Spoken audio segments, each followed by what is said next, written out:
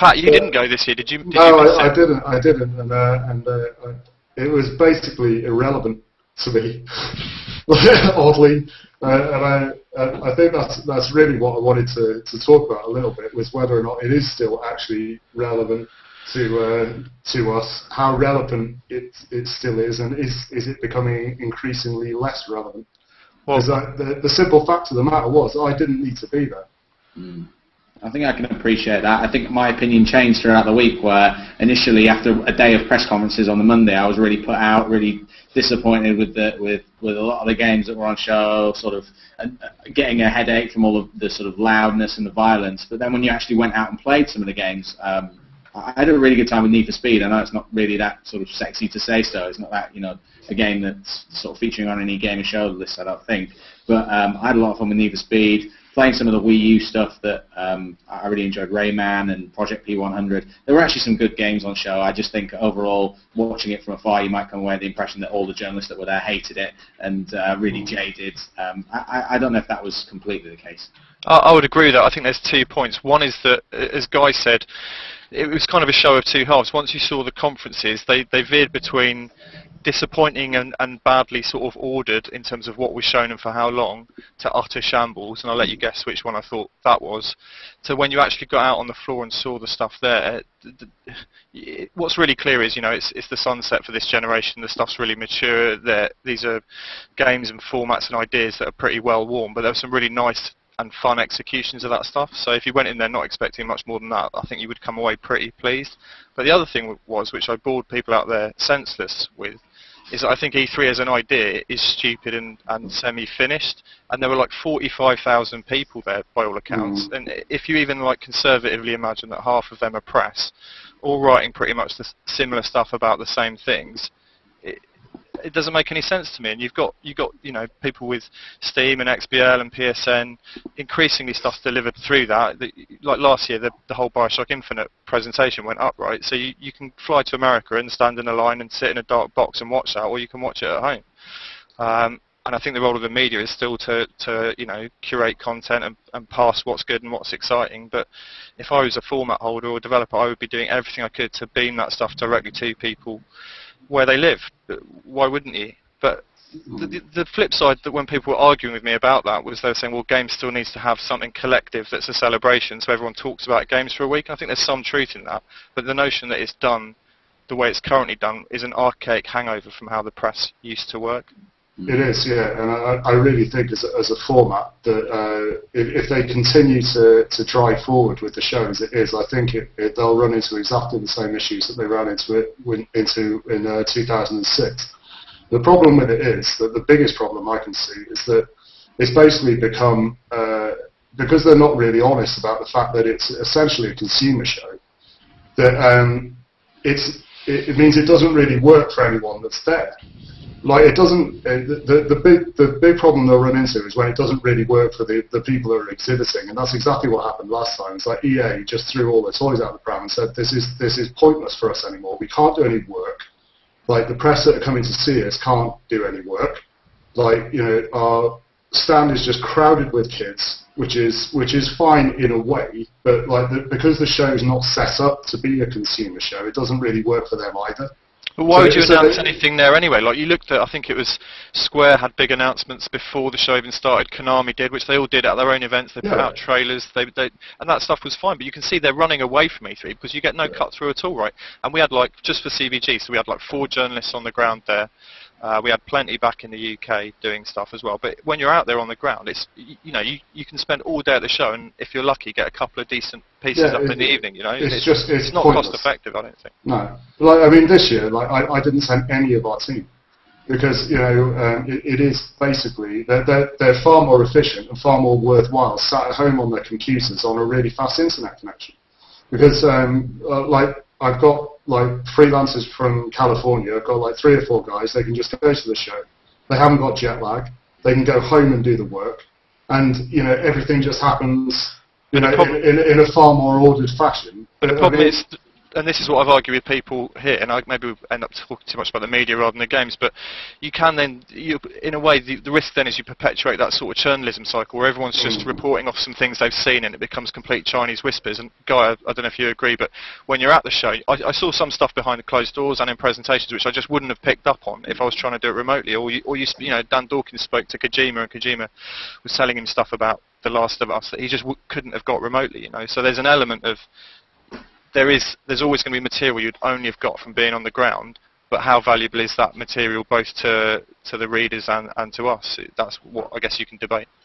Yeah, absolutely. I think with The Last of Us and beyond, there were extended demos shown beyond what was shown at the press conferences. They only really elaborate on stuff. Like The Last of Us, it was a slightly different playthrough than what you saw at the Sony press conference.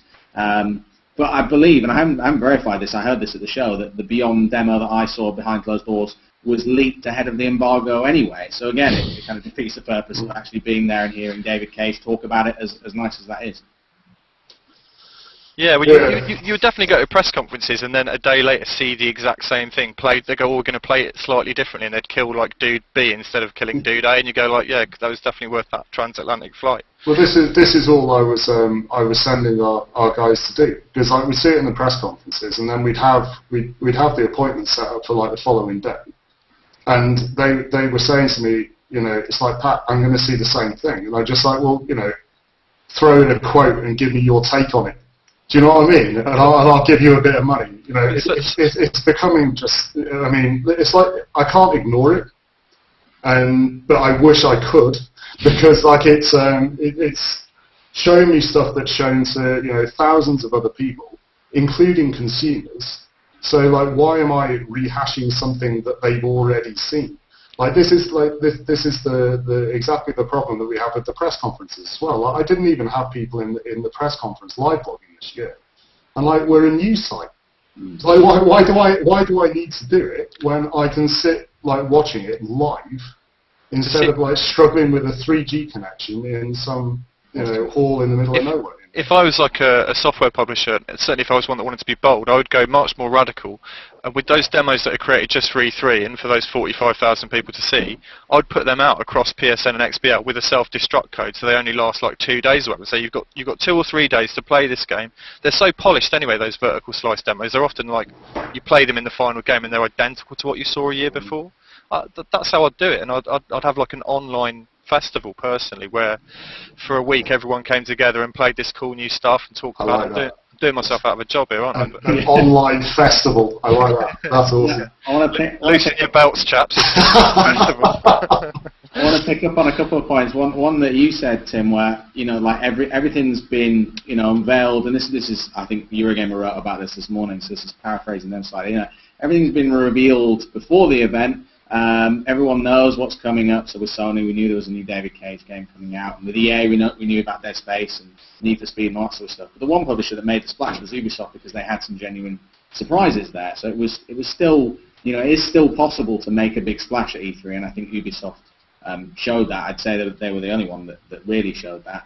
And then with your point, Pat, about reporting on all this stuff, you're right. It's why fight over a dodgy 3G connection or an even worse Wi-Fi connection at these press conferences when you can see it all streamed live? I guess, where does that leave live bloggers such as yourself or us that, you know, GameSpot, we live blog on it as well? I guess we add some element of humour to it, or some insight, hopefully. I don't know. It's an interesting one. But I think expensive, right, isn't it, to deliver a few gags?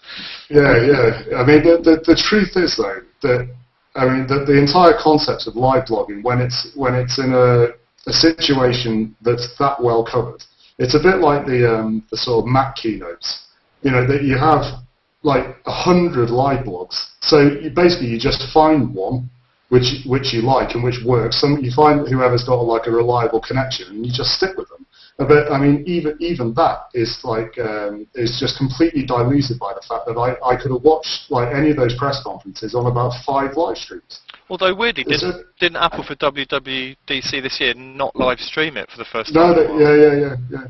I'm not sure what the logic is. I've always wondered that with live blogs. I mean, I read football stuff, and I'll sometimes go back and read the live blog of a match I've watched to see what the live blogger said about it. But I guess it's pretty niche. But going back to what you said, Guy, about Ubisoft, to me, one of the things that really stuck out with that was just how desperate people are for new IP. Yeah. Like the existing franchises, as polished and as well, I say exciting loosely, as slick as they looked, I think people were crying out to see something new. As soon as and that was where Nintendo really fell over. Like, where's the new IP beyond Nintendo Land coming? I'm such a nerd for Pikmin. I was really pleased to see it back, but you just wonder what their internal studios are doing, because it ain't making 3DS games, is it? Like, what are they making? I think that really showed up like one of the biggest flaws of the show this year, is that it has failed categorically to encompass anything like in the industry apart from AAA. And like obviously as we move towards the end of the cycle, like the whole sort of AAA portfolio is shrinking, and so everyone just like laser focuses in on this like increasingly smaller group of video games. And because the budgets of those games are going up, they're becoming more risk averse. So everything just looks the same. And it looks like there's just no variety there. And that's a proper failure of the show. So I think it's very telling that they can wheel out another game with a guy who hides behind the car and shoots someone in the face. And everyone just goes, this is brilliant, you know what I mean? And it's just like, I've seen this game like 50 times. He did have that little stick with me, the baton. But yeah, I said the same sort of thing, which I saw so many that it's either a first-person shooter or a third-person action game. All that AAA stuff either goes in one of those two pots. And especially with the third-person stuff, they're becoming such a smush of features where they're just borrowing from each other that it becomes this weird base of like you say, cover-based stealth, horrible melee kills. Like they're all nicking. Because, like you say, the budgets are so high, you can't afford to fuck up if you're the guy greenlighting this stuff, right? I mean, the Star Wars game, for instance, if you want to look at, you know, what sniff of the next-gen gusset there was there, it was in a game like Star Wars, and it's Uncharted in space, right? So it's better graphics, like you know you're going to get that, but what else are you going to get? I would suggest probably nothing. No. Like, you will get fancy takes on these existing and well-trodden templates. But I mean, video games. Well, this is the thing, right? You know, we're also, I mean, this has been said quite a lot in the last week. I mean, we're not the only people that have picked up on the fact that, you know, a lot of those games were phenomenally violent.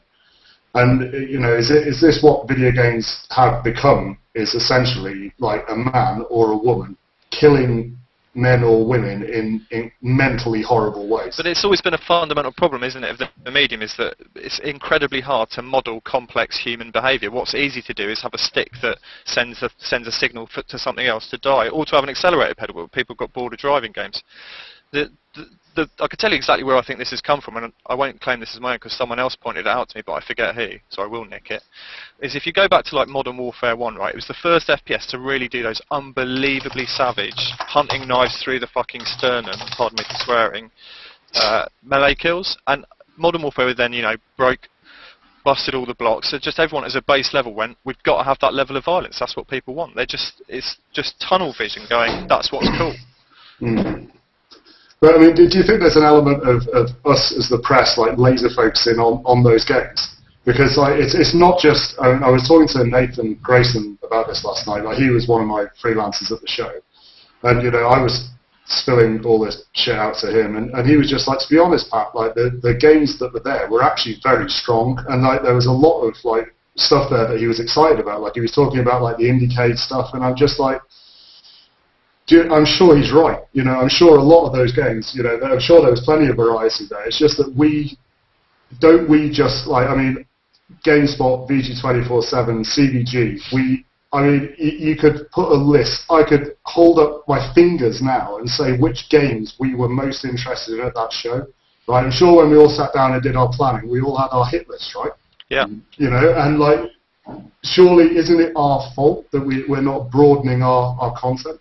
No, I don't think so, actually. Sorry, Guy, you go ahead. No, it's all right. I was just going to say I'm always interested in how the mainstream covers this stuff, so I make a point of checking out the BBC and a few of the newspapers to see what they're writing about. And the Metro seem to be covering it fairly comprehensively, but the stories on the BBC weren't of any of the games that we've talked about so far. They were about the Smart Glass stuff from Microsoft. They were the J.K. Rowling hookup with Wonderbook at PlayStation. These were the big stories. I think sometimes that the media can get a bit wrapped up in it, and I don't know if I wouldn't say you guys are guilty of this, but you know, with GameSpot, you know, the big games for GameSpot are The Last of Us, they are Beyond, they are Gears of War, they are Halo.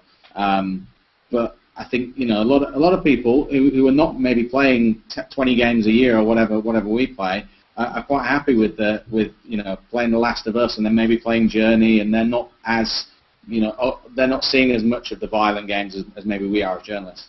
We're the ones, I think, we're the ones who, I think we're incredibly jaded with a lot of that stuff. So when a Journey or something does come along, I think you look at the amount of op-eds that were written about Journey, people are hungry to write about that sort of stuff, but they're just not, there's just a failure, I think, to greenlight and deliver it. You look at something like The Last Guardian, where was that, Where was Nintendo's new IP?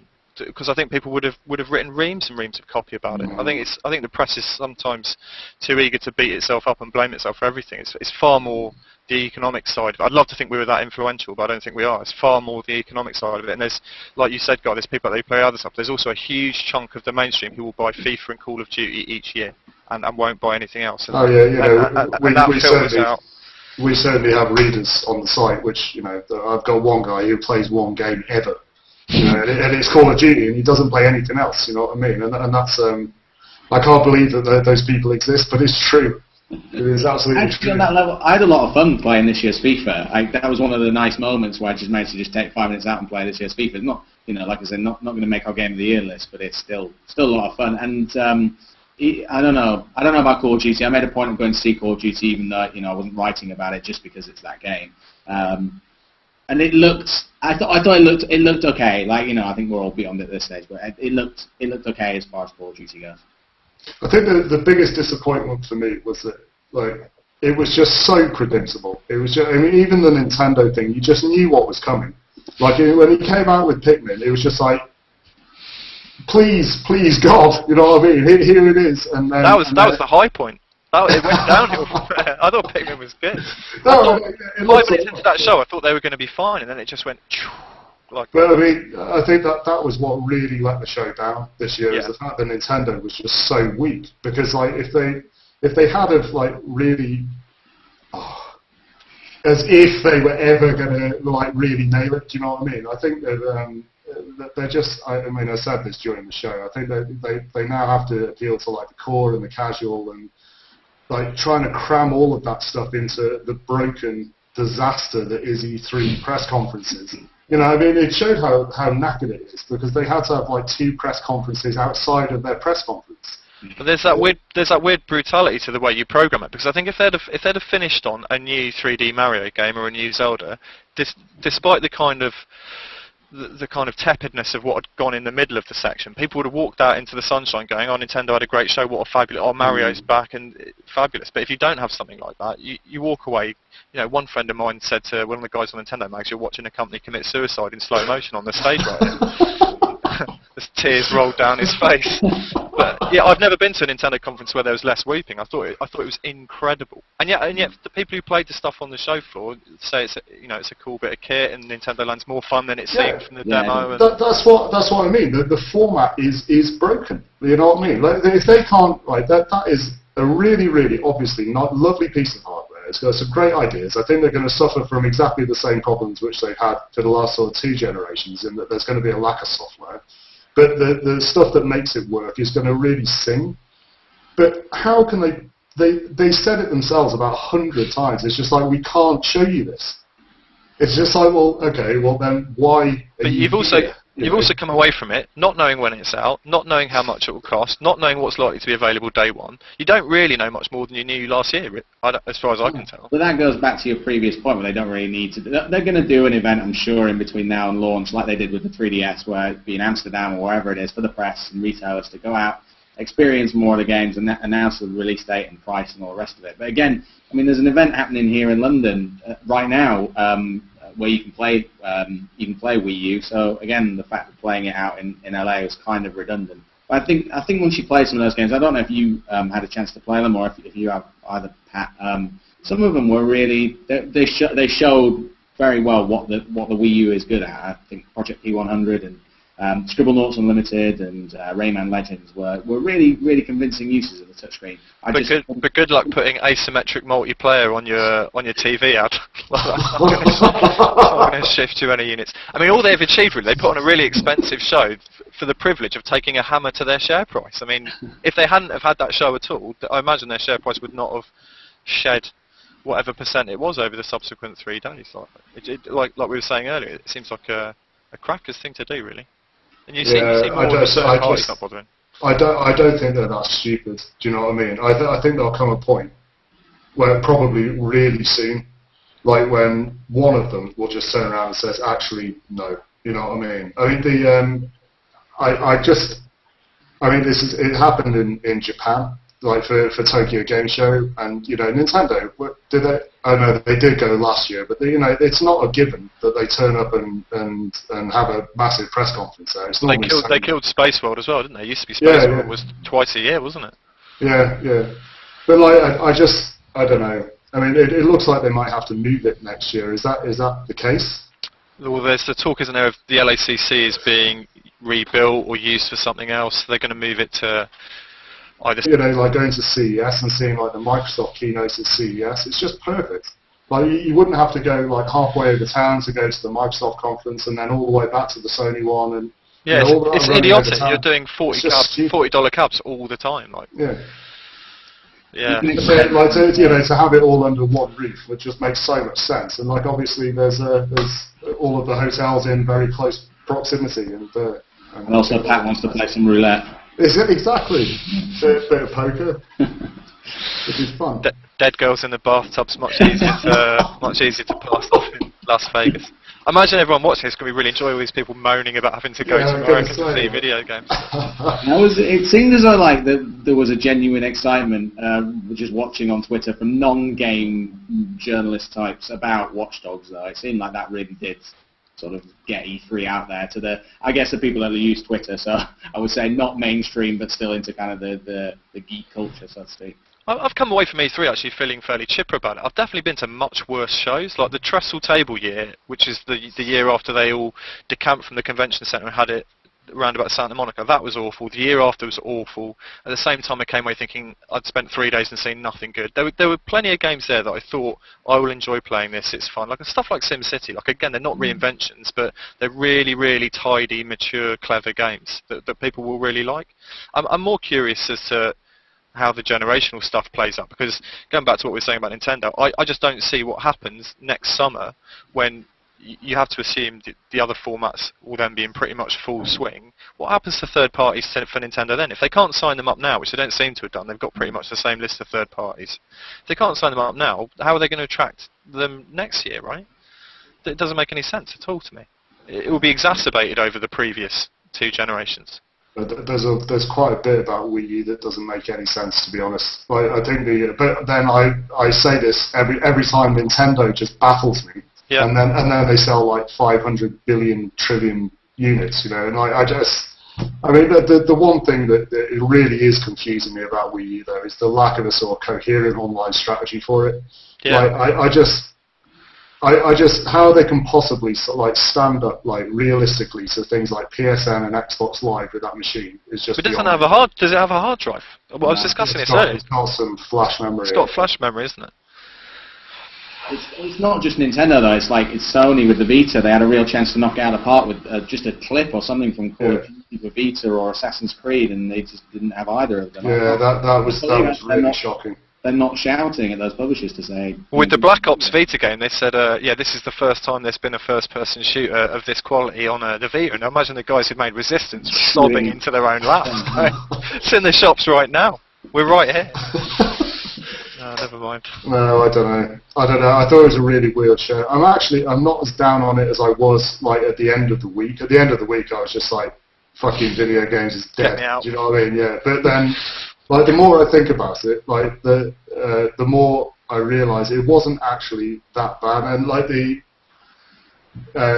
fact that it's a transition year really exacerbated the sort of sameness of AAA. But they have to do something about the format and the general variety. I think they have to be really honest about the fact that it has to be a consumer event as well as a trade event.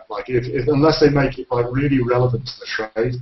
By allowing the media to do work, by providing proper facilities for them, by making sure that they can get to the pods properly, that they can get to their interviews and get proper access to everything, then I will stop. I will carry on not going because I just don't need to be there. I mean, I think a really good example of how it can properly work is Gamescom, because it's just such a massive event. and that's fine because like all the consumers go there to see the games and they can. But then we can do all of our work in the other bit. Yeah. Why is that so difficult?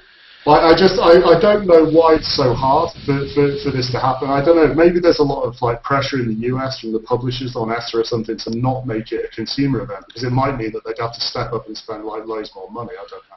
I think they're just so used to doing it the way they've always done it. It's like anything that becomes a behemoth of that size. It's incredibly hard to enact any sort of change. I think I say that I've always worked for companies that are quite big. Like it's tough changing stuff.